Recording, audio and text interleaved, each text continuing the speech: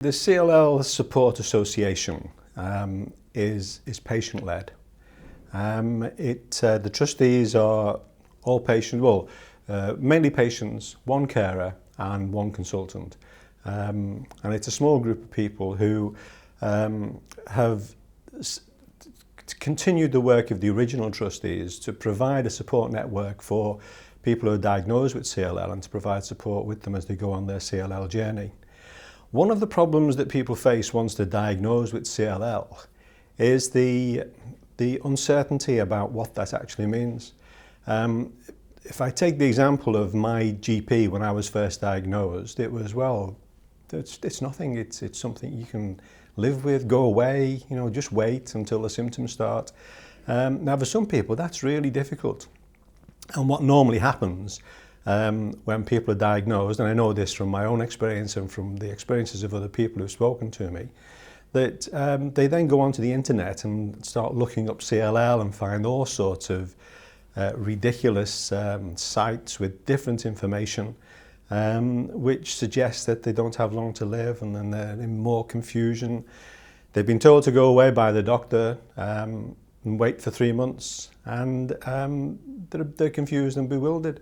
And so we want to set up a support network to ensure that people are informed and educated to actually cope with their problems as best they can.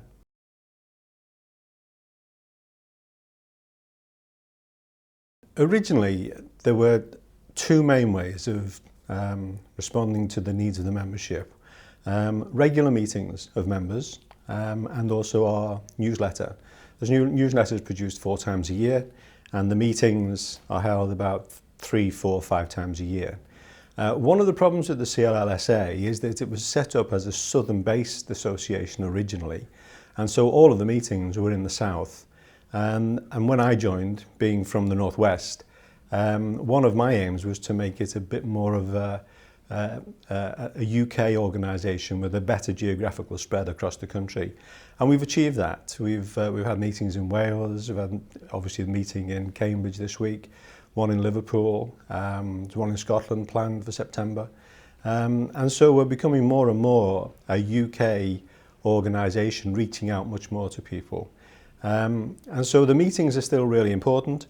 The newsletter is important, but one of the things we've tried to do is to really develop the website and the resources available through the internet and through the technological advances that are available these days. And that's something that we're working on at the moment to make sure that that happens. Another important aspect of the work is the one-to-one conversations that we have with patients. We offer a telephone support line facility, which means that they ring up and leave their name and number, and one of us will get back to them. I do a lot of that fielding of responses, and I get really positive feedback from individuals who really appreciate the opportunity of talking to somebody who's gone through the experience and can talk to them about the difficulties of diagnosis or treatment or whatever. And that's a really important part of the work.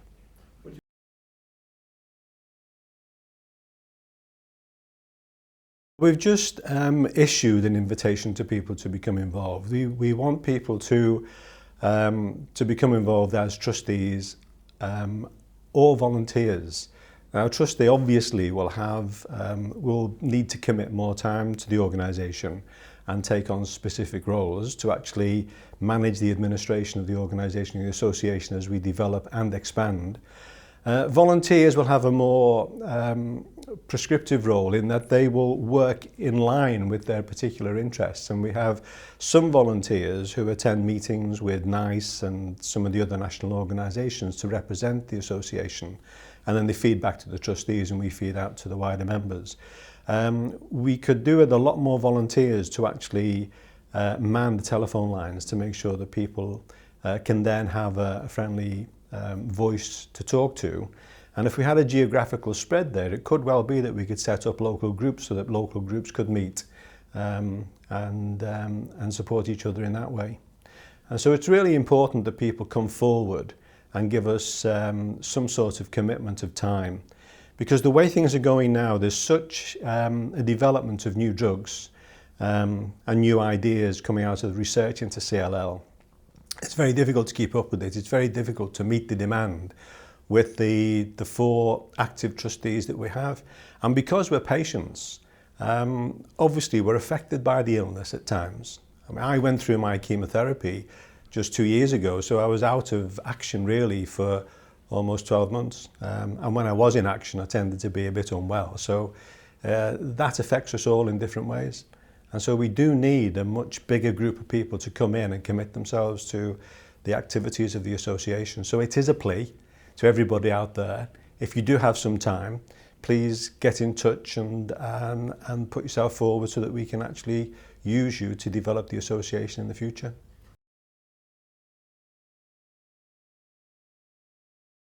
It is a wide spectrum. The majority of people who are diagnosed with CLL will be into their 60s, well into their 60s and into the 70s and older. But there are many young people who are diagnosed with CLL. And there are many people who are diagnosed with CLL who are still quite active because the disease doesn't affect them in the same way as others are affected.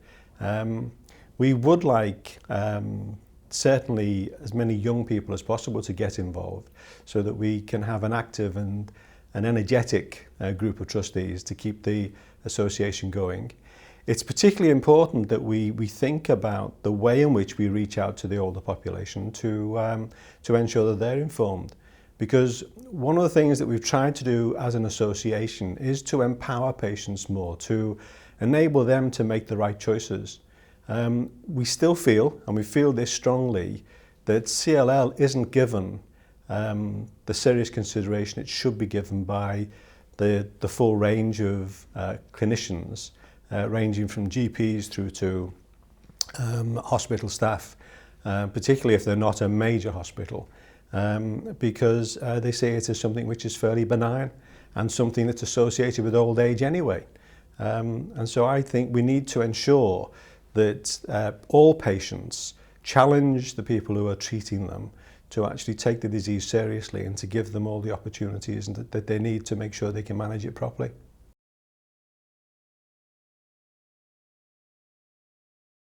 I think one of the problems that we face at the moment is that CLL is actually a really important topic for the leukemia research community.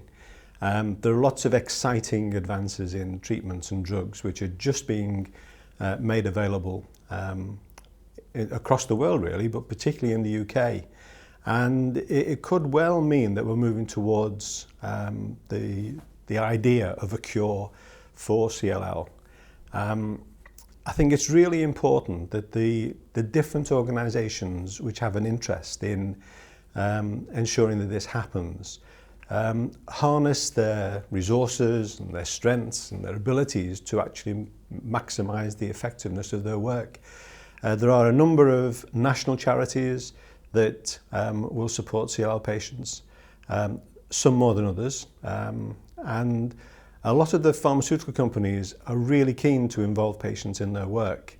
And yet there is a diversity across those groups because they tend to work in isolation.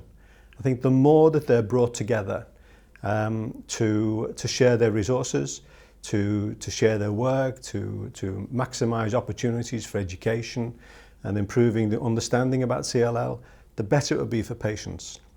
And that's one of the reasons why we're so keen to do that as an association. We don't excuse me, see ourselves as a totally independent organisation. We really stress the importance of the fact that we are focused solely on CLL, but we also want to work closely with others to make sure that we support patients as best as we possibly can in the future.